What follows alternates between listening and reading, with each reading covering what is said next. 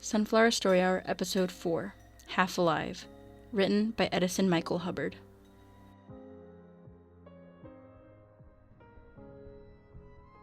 Last time on Sunflower Story Hour. Hemlock, 80 cents for 5 flowers. Found the killer. Now time to find the culprit. Mother? I ordered a bouquet of flowers from my sister in Oregon. I didn't kill my father, Detective. I'm done speaking to you. Doug, you are currently being detained. Oh, you know the more time you spend pointing fingers at me, the more time is lost to catch the killer. I apologize, Sheriff, but it is necessary to keep secure those with no solid alibi at the manor. I hope you can understand. Detective? I found the vase. The party hastily scrambled towards Stella's voice in the far-off kitchen. We will just conduct some searches and find out the meaning of this. The vase was now in pieces, so the question is, who did it? How do we know it's not the mayor's wife, Beatrice? Everyone, calm down. Calm down. How about we clear this up right now? If you didn't do it, say why not, and we will move on. Look, as much as I would love to leave this place, it would be foolish of me to leave. Where would I even go? That puts a target on my back. Not only would I be connected to a murder, but I was his wife. Check my pockets. No keys. All this will be noted. Stella, if I may see you for a second? Yes, sir. The two went to a nearby hall to talk. Sorry for losing the vase. That's not important now. Remember when I said we have all the time in the world? We no longer have that. We need to wrap this up quickly. However, I need someone to watch over the group back there. Stella pointed to herself. Correct. They're getting too rowdy. We might even be giving them too much now. Keep them busy, keep them distracted. If anyone needs to leave for any reason, keep them occupied or yell for me. Yes, sir. All right. With the two separated, Stella went back to the party while the detective went searching for clues. Now to find the keys and find any clues. Easy enough. I've done it 1,000 times before. It seems like you have. Oh, great. To what do I owe the pleasure, Mr. Mayor? You look like you could use the company. If I do say so myself. I think I'm good. A few more clues and I'll be good. Then we can decide on your killer. Unless you can tell me. I personally think you should arrest them all. The sheriff is a traitor. The chef is a liar. I can't even look my son in the face. Look, unless you can give me something more, I'd rather you not be here. You know everything I know, besides what I've seen. Color me intrigued. What have you seen? Oh, a lot of things. But I'll give you something. I knew the cook was faking his job before I died. I was going to fire him if I didn't cover. Interesting. Anything else? All the things I will take to the grave. The detective gave the mayor a look, obviously commenting on the fact that he is past the grave. And beyond that. The mayor floated off as the detective continued his investigation, to which he started with any places that he and Stella missed. He started with the living room. It seems there's nothing. Try again. Okay. Thank you, Mother. The detective searched again, taking extra care that time around. Still nothing. Maybe I'm not exactly getting it. The detective searched and searched. Everything to him became a blur until... Oh, here's one. The detective picked up a single pair of keys before looking around and seeing nothing but darkness. Does this place have a light switch? As I've told you many times before, you may not get out of those handcuffs. But my hands hurt. I don't care, unless your hands are about to fall off. Even then, that's debatable. Also, I see what you're trying to do, Miss Miriam. Miriam, the maid, was trying to sneak away. Oh, come on. I just want to use the bathroom. Fine. Let me get the detective. Stella walked past Miriam and into the hallway to call for the detective. Detective! Detective! But the detective didn't respond. He'll be around soon enough. Unless you really need to go. There's nothing to worry about. Fine. The maid went back to the party. Are you sure you can't take them off? No! Don't try it either.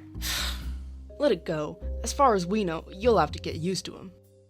What's that supposed to mean? Now, calm down. Look who's talking now. You're the most likely. Have you ever heard of a sheriff getting arrested before? A son, absolutely. You're definitely guilty. Oh, you little... Hey! Everyone, calm down! The party continued to argue and argue with no stop in sight. Where is that light? Darkness surrounded the detective. Seemingly, there was no way out. Hello? Hello? Anyone near a light that can turn on? Despite looking and calling everywhere, the detective found nobody. The ghost disappeared. Looks like you did it to yourself. The mayor was back in his body somehow. He slowly approached the detective. What did you do? Why don't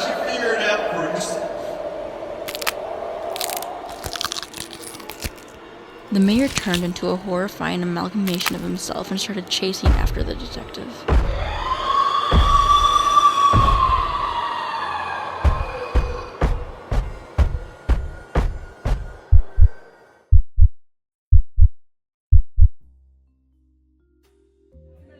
Everyone, settle down. Stella went and found the sheriff's gun in his pocket. She took it. Of course, the sheriff noticed pretty quickly. Whoa, whoa, whoa! Everyone, unless you want 2 murders today, you will all calm down. Got it? Stella went back to the hall nearby to call for the detective again. Detective, are you there? Where is he? Just let her go to the bathroom. She won't stop complaining until she does. Can't a woman go in peace? Just let me go. You can even send someone with me in case. No shot. Anyone here could have and would have done anything. I'll wait for the detective. Speaking of which, detective! Fine.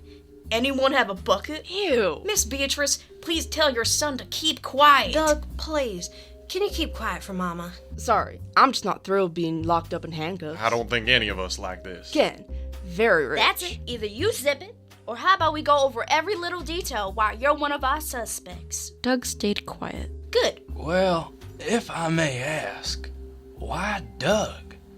I think most of us can say that we wouldn't expect this from him. Everyone in cuffs is someone who could have probable cause, doesn't have an alibi that can be corroborated, or we simply think they have it in them to do the murder. If you wish to dispute this, give us something that proves Doug's innocence. He's a good kid. Look, if that was a good deterrent, I would have let a lot more people go. If you don't have a better excuse, I suggest not wasting my time like that.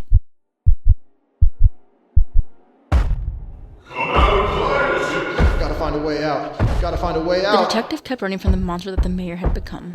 The mayor chased him throughout the dark box of the surroundings. Hello? Hello? The detective ran and ran until he finally found a light, to which he quickly ran to. Mother? It was. Can you help me? No, I mean now. Can you tell me who the killer is? Mother? Mother? Are you okay? Don't strain yourself. Mother, please. I can't even understand what you're saying. Please save your voice. You don't even sound like yourself. What in tarnation? Detective! Detective! I don't think he's coming anytime soon. Does this happen often? Well, I need to use the bathroom. This isn't a gaffe. This isn't a trick. I need to go. you know what? Fine. Everyone, Everyone turned to Stella. we're all going to the bathroom. If anyone needs to go, do so now, or you're not going until the detective comes back. Obviously, that won't be soon. What if I need to use it?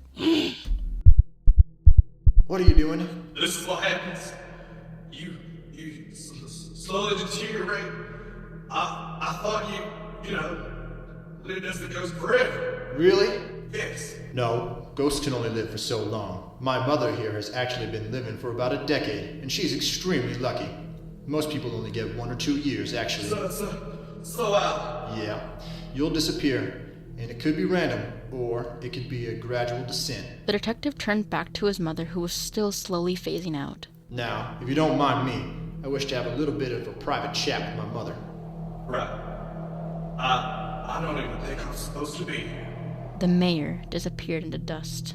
Mother, can you hear me? Yes, son. How much longer do you have? The detective got closer, almost close enough to touch her. Mother, who did this? That would be the very last thing I ask of you. It is. I see. I cannot understand you, but I can't let it go to waste.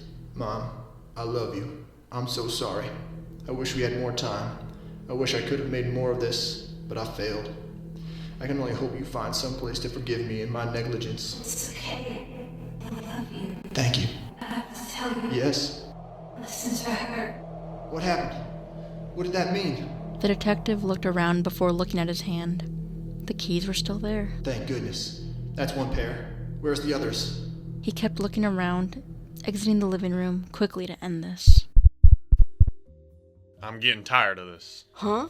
Whichever you two did it, just admit it already and we can go home. Excuse me? What? You're as guilty as the 2 of us. I know I ain't guilty. That's a bit ironic, don't you think? I'm doing my due diligence.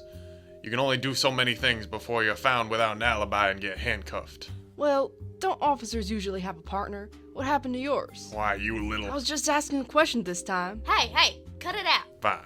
How about if you're so antsy, let's all go through why you all could have done this. I have nothing to hide. I didn't even do anything. Oh, man. First, the chef, faking his job, only a matter of time before someone found out.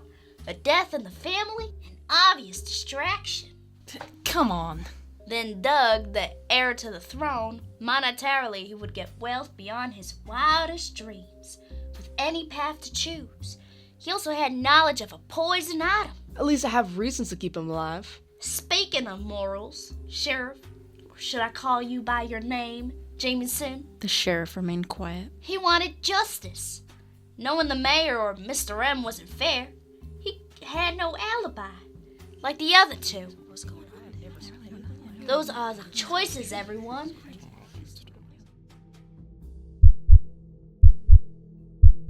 There isn't anything around here.